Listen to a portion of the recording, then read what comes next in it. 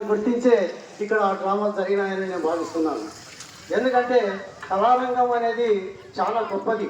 కళ కళ కళ కోసం కాదు, ప్రజల కోసం అని చెప్పి ఈ కళలు అనేటివి చాలా గొప్పవి.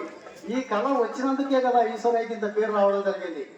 అటువంటి కళను అభ్యసించి చిన్నప్పుడే ఒక 16-14 సంవత్సరాల వయసులోనే ఆయన గురువు అయిపోయి అందరికీ విద్యా బోధన చేయడం జరిగేది.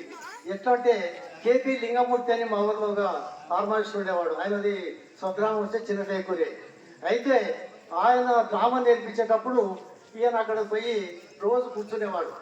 అంటే కూర్చుంటే ఎవరబ్బాయి ఈ అబ్బాయి మా ఫాదర్ పేరు తంగం సోమశేఖరయ్య అందరూ సోమయ్య అంటారు. సోమయ్య కొడుకు ప్రతిరోజు ఇక్కడికి వస్తున్నాడు కదా, ఏం చేస్తాడు, ఏమి ఇట్లా ఇంది ఈ పిల్లోనికి ఇంత కాయష ఉంది అని చెప్పి ఒకసారి బాబు నువ్వు చేసి ఒక పద్యం చెప్పమ్మా అన్నాడు. అంటే వెంటనే ఆ కృష్ణుని పాత్ర పద్యము విపరీతంగా అసలు ఏ తప్పులు లేకుండా రాగయుక్తంగా పాడడం జరిగింది. అయితే అక్కడ నేర్చుకునేవాడు కూడా ఆ విధంగా పాడలేదు అనమాట. అప్పుడు ఏమైందంటే మరుసటి రోజు మా ఫాదర్ దగ్గరికి వచ్చి, అయ్యా నీ కొడుకు చాలా గంభీరమైన వాయిస్ ఉంది, చాలా విద్య నేర్చుకుంటే నాకు మంచి పండితుడు అవుతాడు, మీరు నాకు వదిలిపెడితే నా వెంబడి వదిలిపెడితే ఒక 6 నెలల లోపల సంవత్సరం లోపల మంచి గురువు తయారు చేస్తానని చెప్పి చెప్పడం జరిగింది. అదేవిధంగానే ఆ కాలంలో మా ఈశ్వరయ్య చదివింది 5వ తరగతి మాత్రమే. అయినా తెలుగులో మంచి పట్టుతో కలిగిన వ్యక్తి ఈశ్వరయ్య. ఎందుకంటే ఈ డ్రామాలు నేర్పించి చాలా మందితో కూడా తర్క వితర్కాలలో పాల్గొని ఏ సమస్య వచ్చినా ఆ సమస్య పరిష్కారం చూపించే దిశగా పాల్గొన్నాడు. ఒకప్పుడు ఈ డ్రామా సమావేశం సందర్భంగా హరిశ్చంద్ర పాత్రధారి ఏమంటాడు అంటే చంద్రబాబుతో అసూర్యం పశ్య అంటాడు. అంటే అసూర్యం పశ్య అంటే ఏమి అని చాలా మందికి ఈ డ్రామా నేర్చుకునే వాళ్ళకు కూడా తెలియదు.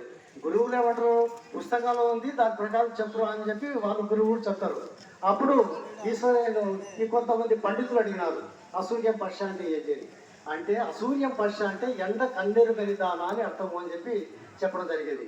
అప్పుడు ఓహో ఏమయ్యా నీకు ఇంత టాలెంట్ ఉంది, నువ్వు చదివింది 5వ తరగతి అంటున్నావు, కానీ ఇంత టాలెంట్ నీకు ఎక్కడికి వచ్చిందని చెప్పి చెప్తే మా ఫాదరు రామాయణం భాగవతం రామాయణం ఇటువంటి అన్ని గ్రంథాలను చదివి అర్థం చెప్పేవాడు. అది మాకు ఉనికి పుడిచింది అని చెప్పి చెప్పడం జరిగింది. అదేవిధంగా నేను కూడా కొన్ని డ్రామాలు వేయడం జరిగింది. మైసమయ్యకపోతే అటువంటివి కూడా వేశాను. నేను మెయిన్గా రచయితను. పాటలు పద్యాలు పుస్తకాలు రాశాను. దాదాపు 8 పుస్తకాలు ఇప్పటికే ప్రింట్ అయినాయి. మళ్ళీ ఇప్పుడు